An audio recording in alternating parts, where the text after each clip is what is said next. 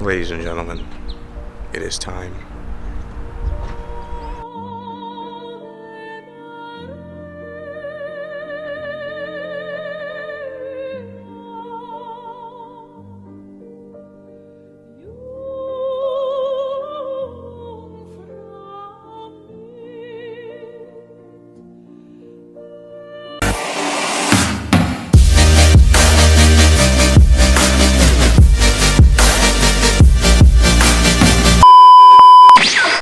What is up, YouTube? Today is the first part of pulling apart the 2005 STI that I got a while ago. A lot has changed since I pushed it in. As you can see, the fenders, the bumper, the headlights, the hood, the trunk, the wheels, all of it's off, either being sold or repurposed. Nothing's been apart from the engine bay yet. We're gonna get to that together here. I have my friend Kartik joining me again. What you doing down there, buddy? Rolling around. I'm gonna start. I've already drained the transmission and the diff. I'm gonna drop both first. Actually, we're gonna get the exhaust before that. The interior has been emptied out. Just mold and ugly carpet in here. So I got a bunch of stuff here. Here's the harness I got from Blair. Thanks, Blair. Got some extra goodies here, door checks, gauges, taillights, stuff that's not quite as important right now.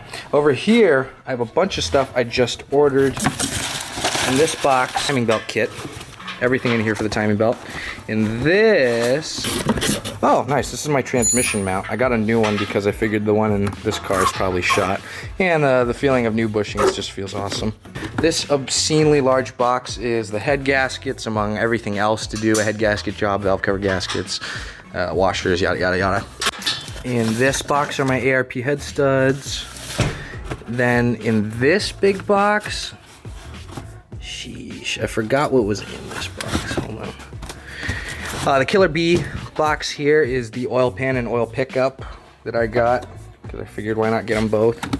Here I have a reused, brand new mint bearings STI rear differential from an 05 STI. And the reason I got that is because when I was draining this one, I noticed that there were teeth coming out of the drain plug area and the oil was pitch black. So I figured it was time for a new diff.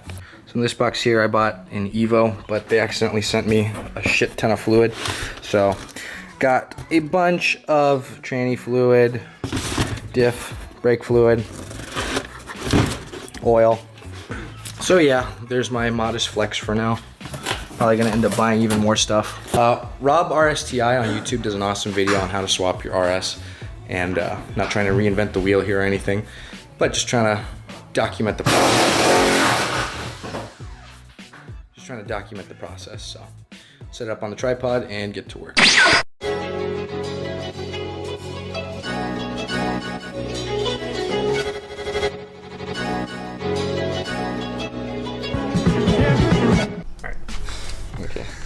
Yeah, the glove box won't open, so I'm just gonna be kind of gentle with it. Yeah, that's how you open the glove box. And there is the ECU. And now we get out the ECU and pull apart the dash.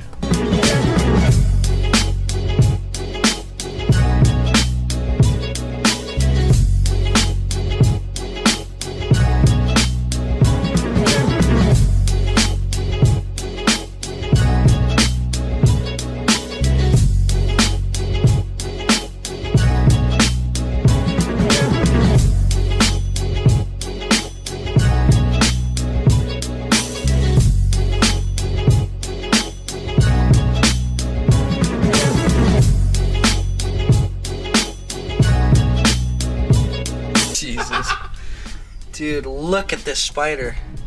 I've never seen a black and white spider with like a orange like ink sac, whatever that, not ink sac, what the fuck am I talking about? Well, I'm tripping. What the fuck, dude, I almost put my hand in that thing.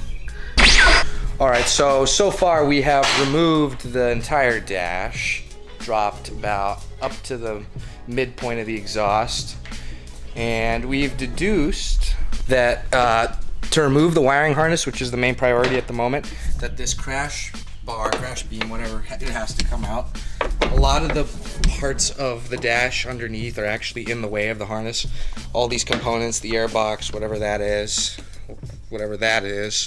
including the steering column, it's all in the way of the harness, so dash beam's got to come out first, but it does have some weird bolt points, so that's a pain in the ass, but we'll get that out. Then once that is out, we'll just have our pick of tranny differ engine on what we want to take out first. So back to the grind.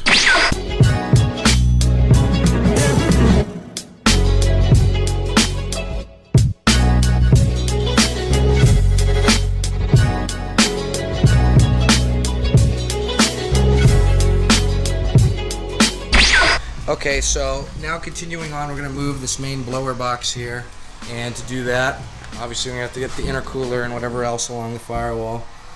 That's gonna have to come out. We'll just chase down all the wiring from the grommets, and everything from the grommets got to go back through. So we'll get that all out. I think I'm gonna re-stencil this too, just stock red in case I want to resell it. Any comments, good sir? I hate wiring. I told him we were gonna pull my engine, and then I secretly made him work on my dash the entire time because I'm a boss. I'm rounding it. Oh shit! It's because of this. Oh shit! Okay. Go for that. Oh. It's not rounded. It's just. It's bent a little starting. bit. God, look at how torquey it is. We'll cut that part. So we do actually have to remove the strut tower bar because the top mount does not come out without that coming out. It's not in the way at the top. Nice. Oh boy, more sensors that aren't even plugged in. Cool. I'm actually going to reuse the strut tower bar because if I use my white line one, it doesn't clear the intercooler. This one actually clears the intercooler, so very nice, very nice. Don't know how long the camera was on schlump mode there. If you take a look at this, focus, blow by. Not good on the intercooler side too. This is before the throttle body. Not good. We'll see when the heads come off. Yikes. All right, further update on the harness here. Truly is the worst part of this swap is just the harness. Going back, I'm not sure how far we actually need to go. All the yellow wire is part of the airbags, and I don't know that iWire needs those plugs, but it's a pain in the ass. Some of the brackets are plastic little pincher things that hold them together, and the plugs don't really come out. They're kind of just stuck in place. We got the rear firewall and everything else unplugged here. Again, I don't know how much of these plugs they really need. Like, do they need the taillight plugs? So what I'm going to do is I'm going to take pictures of everything and send it over to them and ask them specifically what part of the full harness do they need. Because if I can just snip the airbag harness and not send them the taillights and send them the fuel regulator plug and the intercooler spray plug, that would be a lot easier on me. Same with this side as well. There's a weird plug. Excuse the lawnmower. There's a weird plug here. It's not even a plug really. It's like the same plug that's in my airbag or in my clock spring. So it's not really a plug. It's not meant to be separated. Like, I don't know if I can just snip something like this or do they need it intact? What's the deal? Either way, we're gonna be done with the harness for now. We still need to get the blower box out. Steering column is free right now. Other than that, we can start working on the engine, the axles, tranny diff, all that jazz. We'll just get back into it and see how we are in an hour.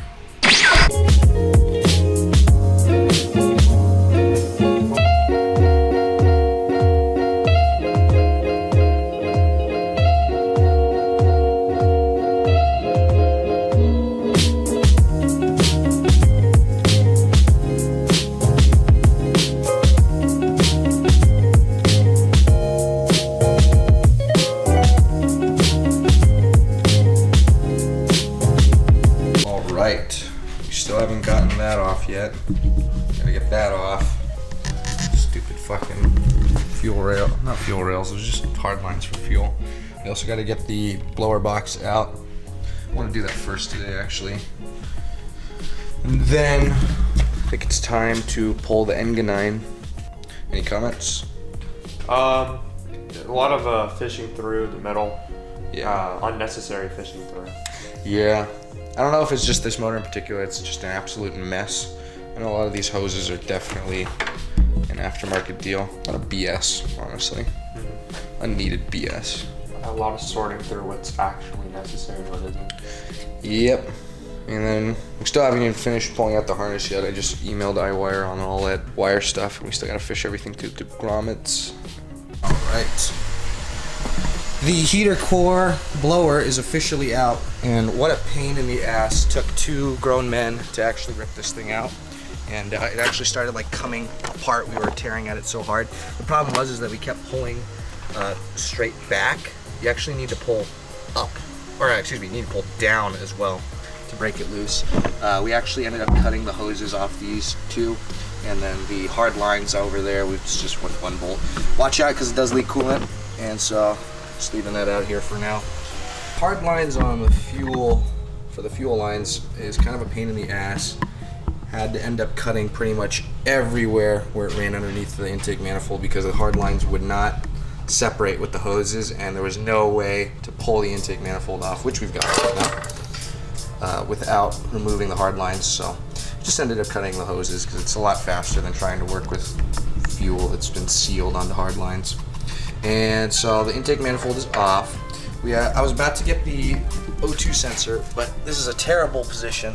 You can't fit a combination in there. It's a 22 millimeter or a 7/8, and you can't fit a socket in there. Can't fit a combination in there. So we're gonna do a quick trip to Napa and get an O2 sensor socket. It's like it's its own socket. Lets the wire slip through, and you can put a ratchet on the side. So we'll get that and then get the O2 sensor off. And this, I mean, you can't hear it, but you'll just take my word for it, it's pretty smooth. And I don't see any oil. Looks dry as a bone. I did wipe it off. Oh, you did? Yeah. Oh. Did you see any oil? It was on the compressor side? Yeah, it was on the exit. Oh. Did you see it dry? What? Did you see it dry on there? It was a little bit, but I just wiped it off a little bit. Oh, okay.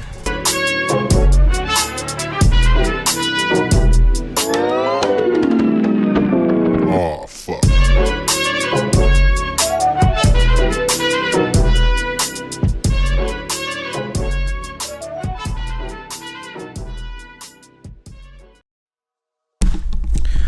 Alright, so far we have removed this part of the harness. It's waiting to go into this grommet. Same with over here. The turbo has so many rusty bolts. I can't even imagine trying to get them without an electric impact.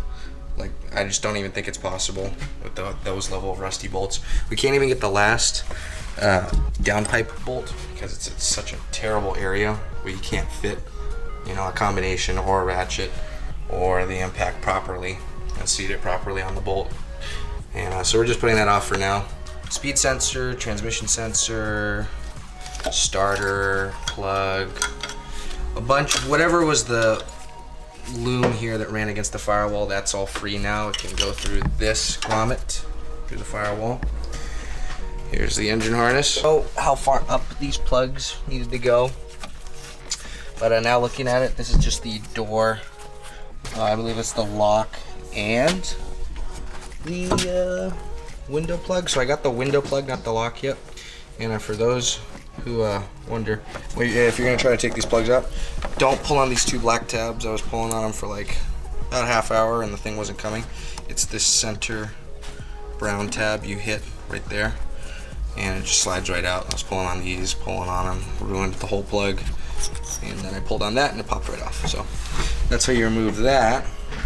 Soon we're gonna have the bell housing bolts off, and then the tranny can be separated. Any input?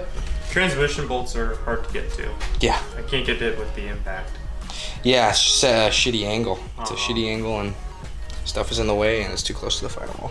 Covered that up.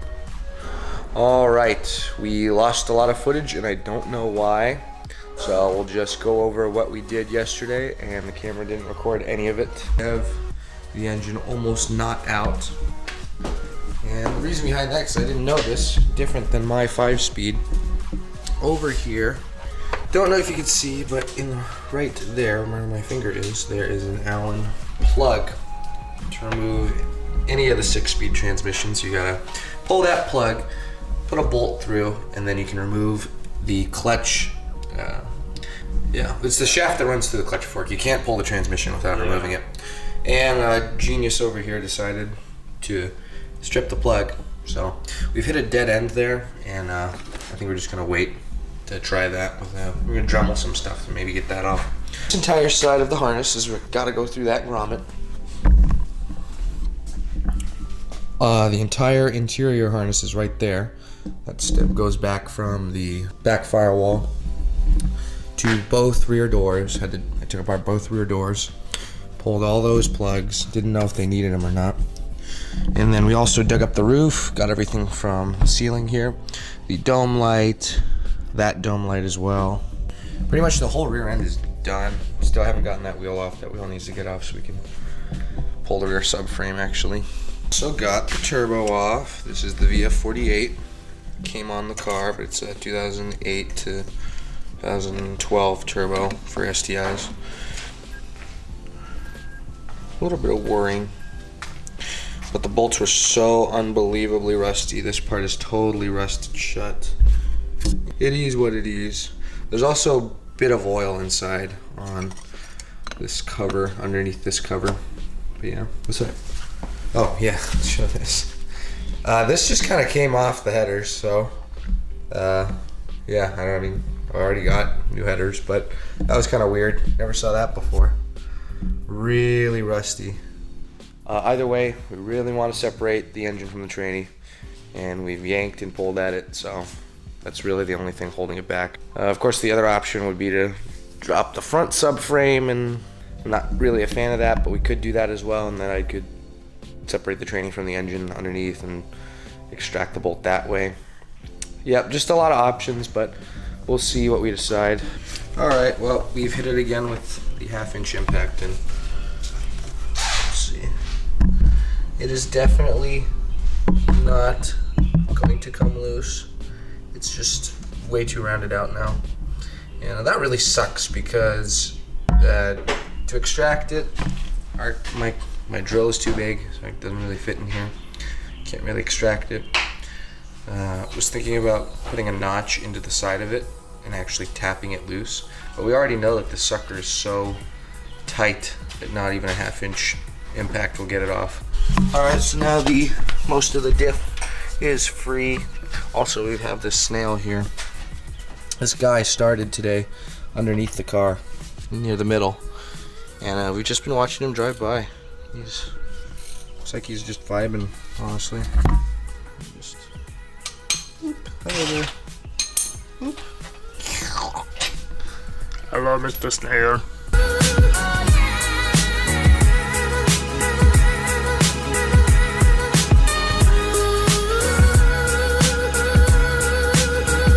Now that the mic is on, finally got this drain plug off. You can take a look in here.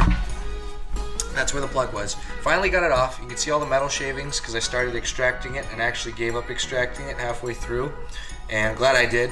So I put this 3/8 hex thing here on Ethan's beautiful Milwaukee 1/2-inch impact, which just will pull the head off somebody. It's got enough torque too. And yep, just went to town on that. Started rugged tugging it, and it ripped it right off. So get yourself one of these. This is how you really tear down a car. It's out, finally. Here it is. After a long struggle, I don't know if I ruined the tip of this, because I know I definitely drilled through the Allen bolt, but that's where you thread in your little 6mm bolt. And if you're wondering where do I get this little 6mm bolt, where I got mine was at the bottom of the brake master cylinder here, actually the brake booster, is this bolt. It holds a hard line of some kind. We already took it out, but that's the bolt that fits right into that hole. So we impacted that on, and I literally just got a giant flathead and started hitting it on the other side. Sucker came right out, but I was trying to pull at it with pliers. That did absolutely nothing, so definitely a screwdriver and a hammer for sure to just hammer that onto the bolt, and you're good. But it's out, so this motor is ready to go.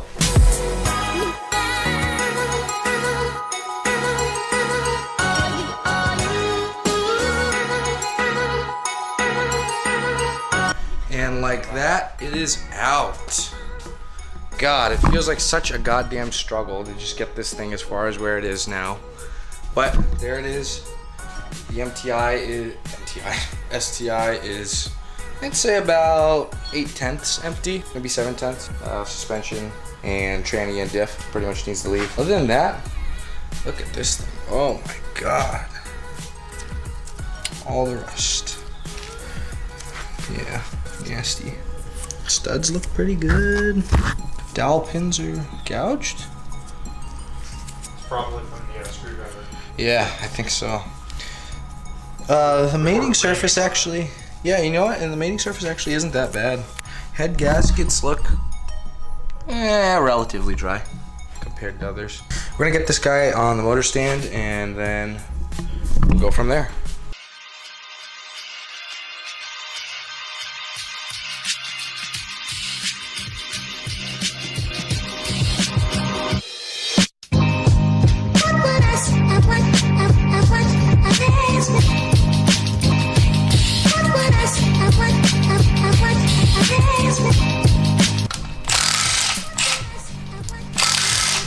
Some of these don't have washers.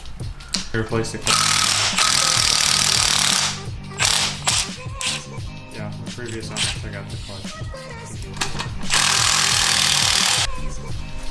Throat bearing's still attached, we didn't take it off. Check out this. Herring away, pretty much done. Yeah. Oh, it is Exetti, it is Exetti. Okay, that's the same brand as mine. Nice. The flywheel. Yeah, the flywheel is definitely rusting just a tiny little bit. Nice, yeah, that's gonna come off too. All right, we should probably take that off before we put it on the stand.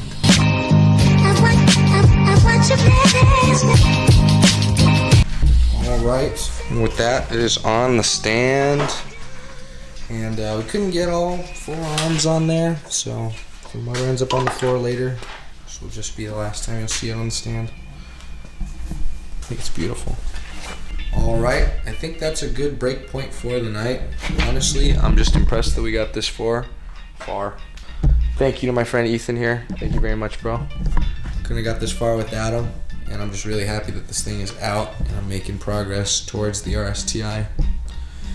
Next, I'm gonna ship out the harness, probably off camera, and record anything else I do. Stay tuned.